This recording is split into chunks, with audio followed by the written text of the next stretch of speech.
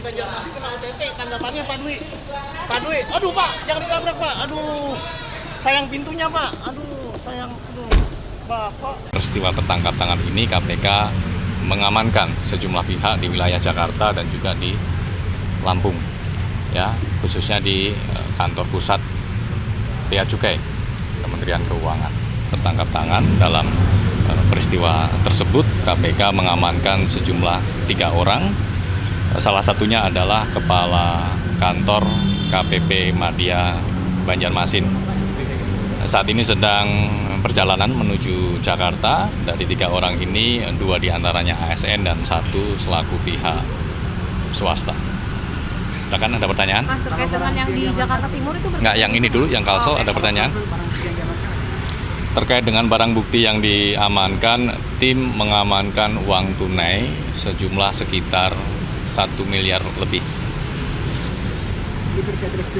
Ya, jadi terkait dengan restitusi PPN yang diajukan oleh pihak swasta di KPP Madya Banjarmasin untuk nilai restitusi mencapai puluhan miliar rupiah. Informasinya bahwa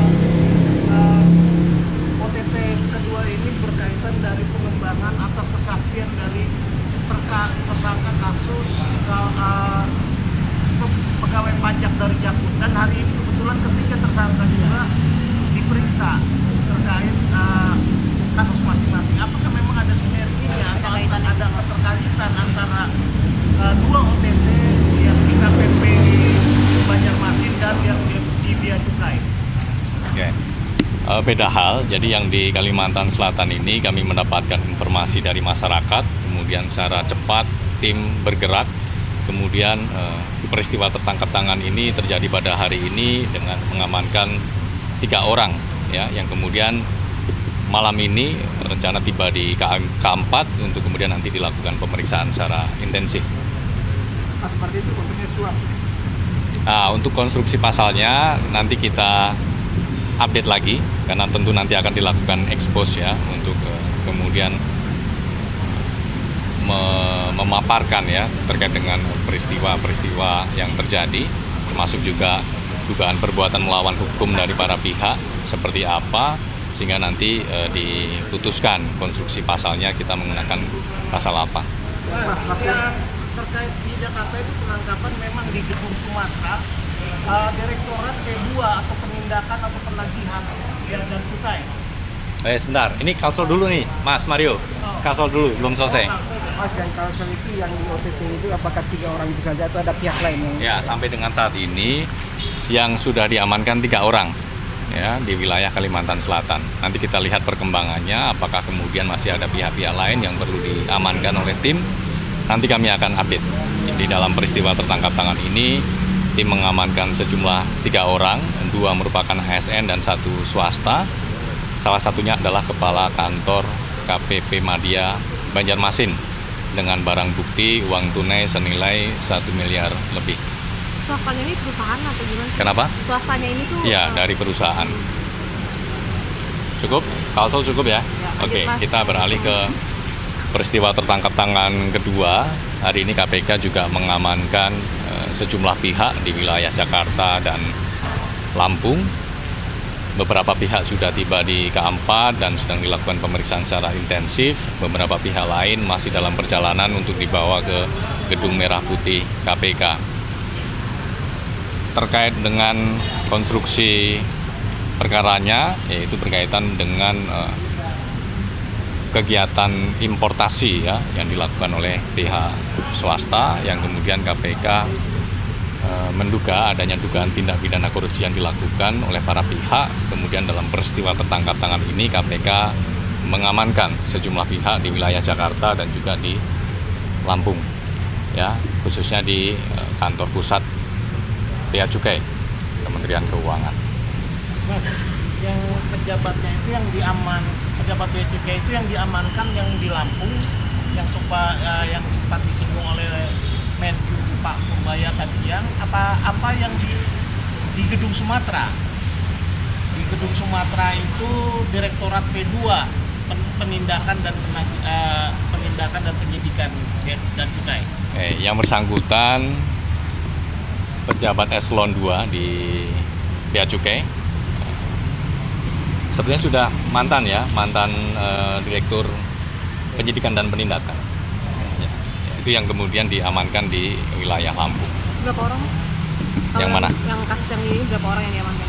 Ini ada beberapa orang yang diamankan dan ini teman-teman juga masih bergerak di lapangan, jadi nanti kita akan update perkembangannya. Kalau barang bukti yang kedua ini kira-kira apa?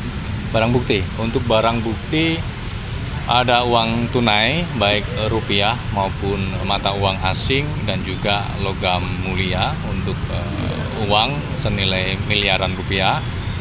Kemudian logam mulia itu ada mungkin sekitar 3 kg emas. Kalau soal importasi itu terkait importasi apa? Ya, terkait dengan beberapa barang yang masuk ke Indonesia begitu ya. Nanti detailnya barang itu apa saja nanti kami akan update. Ya minimal berat nggak barangnya. Kalau berat kan kita tahu pasti kita tahu. Ya. Kalau nggak berat kan berarti barang-barang. Katanya kan dari pihak rumah sakit juga ada 3 orang diperiksa tindakannya di Indonesia. Sorry mas. 2 orang diperiksa. Ucapan Mas Jessica itu ada 3 orang yang diperiksa di KPK di sana di lokasi. Kenapa perlakuannya berbeda dengan perkara OTT lain? Kenapa diperiksa di Lampung? Dalam situasi kan di Jakarta. Ya, tentunya itu kebutuhan dari tim untuk kemudian melakukan pemeriksaan on the spot langsung di lokasi supaya bisa dengan cepat mengkonfirmasi beberapa hal yang diamankan dalam rangkaian peristiwa tertangkap tangan tersebut. Untuk estimasi tiba supaya teman-teman nanti juga bisa bersiap untuk perkara Kalsel, estimasi tiba di Bandara Suta sekitar pukul 17.55. Kemudian nanti yang dari Lampung untuk perkara bea cukai itu sekitar pukul 19.30. Mas, yang diamankan di kantor di gedung Sumatera B2 itu berapa orang? Nah, untuk detail berapa jumlah orang yang diamankan di beberapa lokasi di wilayah Jakarta nanti kami akan update. Sekedar mengkonfirmasi, yang disita kan tadi ada logam mulia. Apa logam itu yang diekspor atau emang itu bagian dari fee pembayaran atau suapnya? Atau itu barang yang diekspor makanya disita? Ini terkait importasi, jadi barang masuk. Iya, itu kan barang masuk yang masuk, enggak masuknya Ya. itu uangnya atau bagian yang kita itu barang buktinya. Ya, nanti kami sampaikan. Udah teman-teman. Cukup? Cukup ya. Stay updated. Info terkini masih banyak. Jangan lupa subscribe, like, dan share YouTube official OKZone. Dan selengkapnya ada di okezone.com.